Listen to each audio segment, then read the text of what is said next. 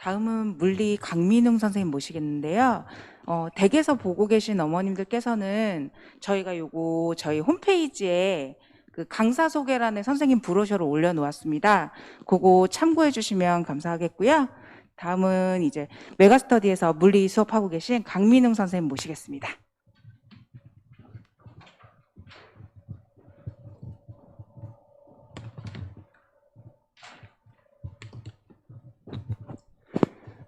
안녕하세요. 메가스터디 온라인과 미래탐구에서 물리를 가르치고 있는 강민웅입니다. 반갑습니다. 자, 수능물리학 설명회를 시작해 보도록 하겠습니다. 자, 일단 2022학년도 수능에서 과학탐구 또는 이공계열의 약간의 변화가 좀 있는데요. 크진 않습니다. 그 부분을 먼저 좀 설명을 하고 말씀을 드리도록 하겠습니다. 자, PPT 없이 진행하기 때문에 여러분들 여기 브로셔를 참고하시면 되겠고요. 예. 일단 우리들이 관심이 있는 입시 변화라고 하면 이공계열에서는 2022학년도 즉 내년부터 이 약학대학이 우리 대학 입시로 들어옵니다.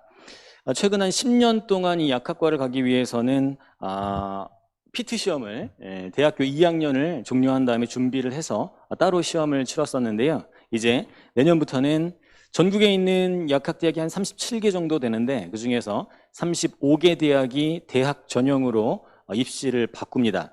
그렇기 때문에 내년에는 이 약학과를 가시는 분들이 이제 수능을 보고 갈 수 있다라는 말씀을 좀 드리고, 이 PT 시험 같은 경우가 10년 동안 진행이 될 때 저도 한 3년 정도 메가MD에서 일반물리학 교수로 있었는데요. 그런 부분들이 이제 대학 입시 체계로 들어오는 게 저도 좀 소회가 좀 남다릅니다.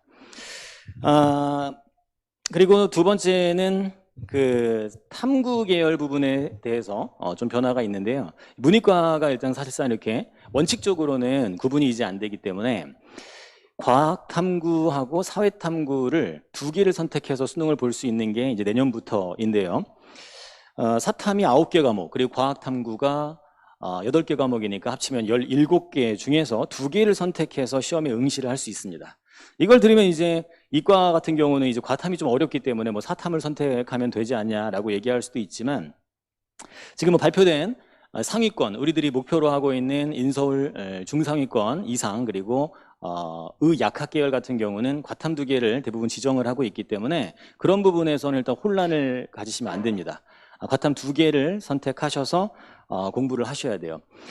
그리고 과학탐구가 현재 원과목이 4개가 있고, 그리고 투과목이 4개가 있습니다. 물원, 화원, 생원, 지원, 그리고 물투, 화투, 생투, 지투 이렇게 8개 중에 2개를 선택하게 되는데, 투과목을 지정하는 것은 알고 계시겠지만 서울대 정도밖에 없어요. 그래서 서울대를 목표로 하는 게 만일 아니라고 한다면 투를 선택하지 않고 대부분의 수험생들도 원과목 2개를 선택해서 수능을 보는데요. 이 원과목이 고등학교 3학년이 되었을 때 정규 수업에서는 수업을 진행하지 않습니다. 그렇기 때문에 고3 때 원과목 2개를 선택해서 수능을 보려고 한다면 1년 동안 학원에서 수업을 듣던가 인터넷 강의를 듣던가 각자 공부를 하셔야 되는데요. 그게 학교에서 학교 내신에도 들어가지 않는데 1년 동안 공부하는 건 쉽지가 않습니다. 그래서 수험생들이 자기에게 맞는 가장 좋은 강사를 만나서 1년 동안 공부를 해야 좋은 성과가 나온다라는 말씀을 드리도록 하겠습니다. 자, 그리고 물리학에 대한 말씀을 좀 드릴게요. 여기 지금 듣는 분들은 대부분 이과 계열 자녀분들을 두셨을 텐데, 이 물리라는 과목을 딱 생각하면 어떻습니까? 어떤 느낌이 들어요? 어렵다, 계산이 복잡하다, 공부할 게 많다, 그래서 선택을 좀 안 하는 학생들도 좀 있는데요. 지금 원과목으로 따진다면 전체 이과 수험생이 한 20만 가량 되는데, 가장 적게 선택하는 게 사실은 물리학 원이에요. 물원이 물화생지 중에 적게 선택하는데, 그렇다고 적다라는 게 몇천 명 이런 수준은 아닙니다. 20만 명 중에 5만 명 정도는 물리를 선택을 해서 공부를 하고 있고, 그러다 보니까 사실 선택 비율이 적다 보니 대학교에 만일 이과나 공대 쪽으로 진학을 하게 되면 필수 과목이 사실은 일반 물리학이거든요. 꼭 해야 되는 거예요.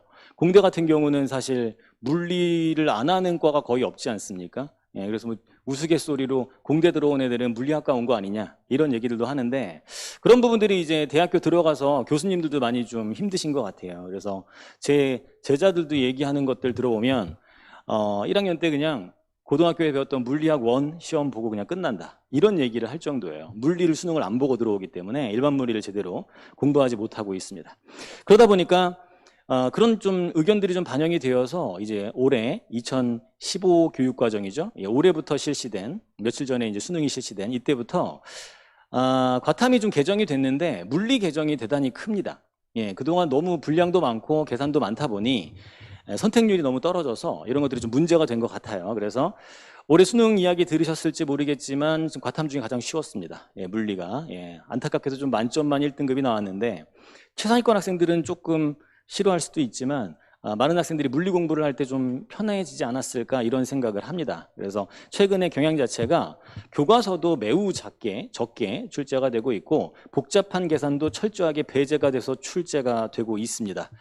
그렇다고 해서 뭐 물리라는 과목이 아주 쉬운 그냥 외워서만 되는 그런 과목은 당연히 아니겠죠. 아무리 쉽게 나와도 당연히 과학적인 지식과 그리고 논리적인 사고력 그 두 가지를 모두 물어보기 때문에 여러분들 자녀분들이 논리적인 사고력을 갖고 이 물리에서 분명히 강점을 갖는 학생들이 있는데 혹시 그 어떤 선입견, 물리에 대한 선입견 때문에 물리를 선택하지 않는 그런 일들은 사실 발생하면 안 될 것 같습니다.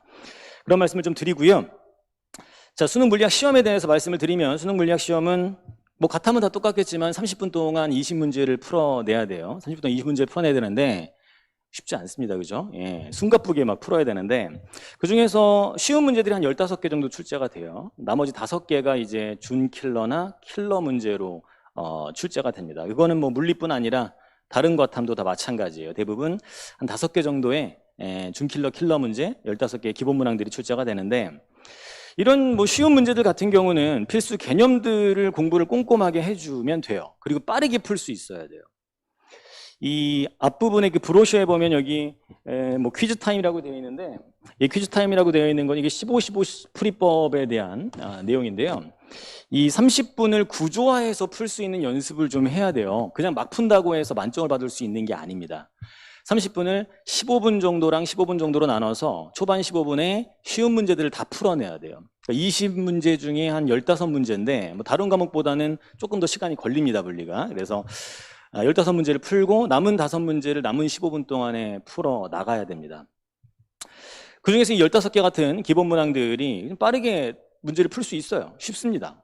실수만 하지 않으면 되는데 이게 참 빨리 풀려고 하다 보면 당연히 좀 실수가 나와서 최상위권 학생들은 나중에 가면 킬러 문제는 안 틀리는데 기본 문제에서 틀린다. 이런 얘기를 많이 하거든요. 또한 준킬러나 킬러 문항 같은 경우는 상황들이 되게 낯설게 출제가 돼요. 공부를 해도 내가 공부한 것들 유형들도 막 익혔는데 시험에 딱 가니까 새로운 상황이 나오는 거죠. 그럼 그 새로운 상황에 논리를 적용할 수가 있어야 되는데 그런 연습들이 사실 스스로 하기는 상당히 좀 어렵습니다. 수험생들 같은 경우 그래서 이런 30분 동안 20문제를 어떻게 다 풀 것이냐 그런 거에 대한 고민이 상당히 크고 킬러 문제들은 거의 1등급 엔트리까지도 즉 초반 1등급 이제 커트라인 올라간 친구들까지도 킬러 문제들 못 풀고 그냥 찍어요. 예, 찍습니다. 예, 찍어서 맞으면 뭐 땡큐, 뭐 틀리면 뭐 어쩔 수 없다. 이런 식으로 하거든요. 참 그런 것들이 안타까운데 그럼 우리는 어떻게 해야지 이제 물리 문제를 다 풀어낼 수 있는가, 킬러 문제까지 풀 수 있는가 그런 거에 대한 학습법을 간단히 설명하도록 할게요. 자, 뭐 필수 개념 같은 경우는 당연히 지금 이 겨울방학부터 시작을 합니다. 1월부터 시작을 해서 대부분 3월 정도까지 개념 공부를 하고 그리고 기출문제들을 풀어나가죠. 그 기출문제를 푸는 것은 사실 기출문제 안 풀고 개념 학습만 하셔도 15개를 맞출 수가 있어요. 실수만 하지 않으면. 그런데 이 준킬러라고 부르는 3문제, 킬러가 2문제 정도 되고요. 최고 난이도가. 준킬러 문제들 같은 경우는 이제 기출 문제들을 풀고 유형 판단을 잘 하셔야 됩니다. 유형 분석을 잘 하셔서 그거에 대한 연산을 통해서 문제를 풀어내는 거죠. 그런데 킬러 문제는 그게 단순히 그냥 이거는 이런 유형이니까 이렇게 풀면 되겠다라고 해서 계산을 해서 연산을 해서 풀어낼 수 있을 것 같은데 그게 되지가 않아요. 이 준킬러 킬러 같은 경우가 그 충분한 훈련이 없으면 그런 것들이 잘 안 되고 새로운 상황에 논리 적용이 잘 안 되기 때문에 그렇습니다. 그래서 이 우리가 원하는 것은 문제를 풀어나갈 때, 킬러 문제들을 풀어나갈 때 이게 새로운 유형에 적용을 해야 되기 때문에 계속 연습을 통해서 준킬러, 킬러도 특별한 사유 과정이 없이, 그러니까 생각하는 이게 무슨 유형이니까 이렇게 풀어야겠다, 이런 게 아니라 그냥 앞부분에 개념 문제 풀듯이 풀어낼 수 있어야 돼요. 제가 그런 것도 일반적으로 실전적 풀이라고 많이 얘기를 하거든요. 실전적인 풀이가 되어야 되는데 이게 뭐 강사가 그냥 가르치는 것만 딱 전달한다고 해서 되는 것은 아닙니다. 그렇기 때문에 제가 이제 수업을 진행을 하고 그리고 학생들한테 뭐 상담을 하고 이럴 때 학습법들을 얘기할 때 좀 구분을 해서 말씀을 좀 드려요. 1년 동안이 이제 1월부터 시작을 해서 11월까지 수업이 진행이 되는데 이 중에서 중요한 시험이 2번 있습니다. 6월 평가원 시험과 9월 평가원 시험. 그 사이사이에도 교육청 모의고사가 뭐 3월, 4월, 7월, 10월 이렇게 있지만 학생들이 가장 중요해 하는 것은 수능을 내는 출제기관인 한국교육과정평가원에서 출제하는 6평과 9평이에요. 그중에서 그 중반을 딱 지나가는 시험이 6월 평가원 시험입니다. 이 6평을 기준으로 해서 전과 후에 학습법을 좀 달리해야 과학탐구, 물리에서는 만점을 노릴 수가 있습니다.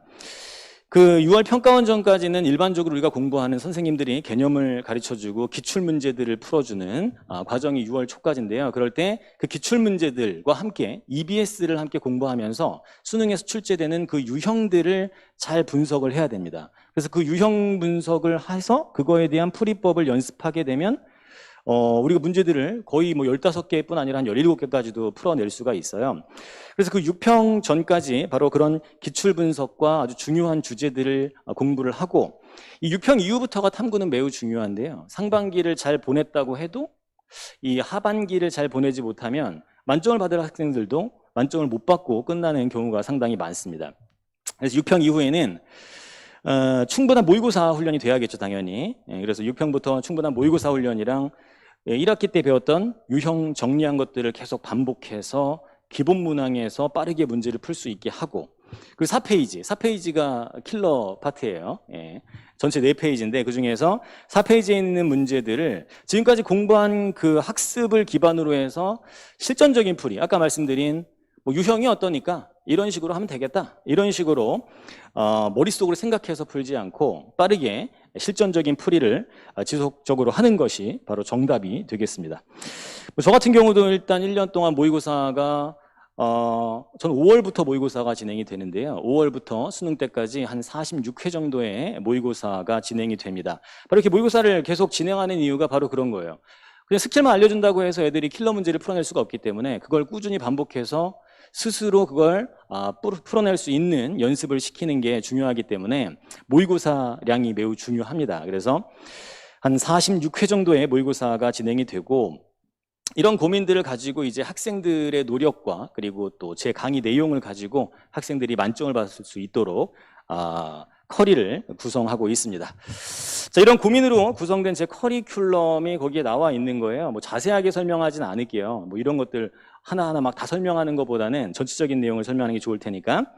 지금 보시면 거기에 그 4개의 커리가 담겨 있는데요. 그 첫 번째가 이제 뭐 물화일체 개념 완성이라고 진행이 되는 부분입니다. 개념 학습이고요. 그리고 그 개념 학습과 항상 기출 문제는 같이 병행을 하는 게 좋아요. 그래서 개념과 기출을 1월부터 3월 정도까지 진행을 하시는 게 맞고, 그리고 이제 5월 정도부터는 이제 킬러 유형 분석들을 진행을 합니다.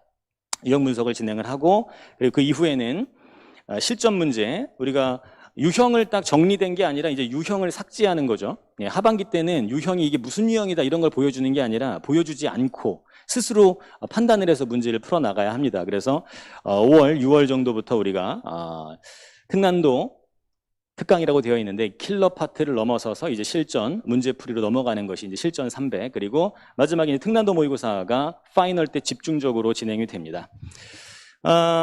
일단 뭐 이런 고민으로 제가 직접 교육시킨 우리 연구원 선생님들, 그리고 최상위 학습 조교들, 그리고 타이트한 학습 프로그램, 그런 걸 통해서 개념과 기출, 그리고 킬러, 그리고 실전 문제 풀이하는 방법까지 50여 회의 모의고사를 통해서 여러분들 수험생들을 만점으로 이끌도록 하겠습니다. 더 자세한 얘기는 우리 브로셔하고 자료들을 좀 참고해 주시고요. 물리 학습법은 마치도록 하겠습니다. 지금까지 강민웅 선생이었습니다. 고맙습니다.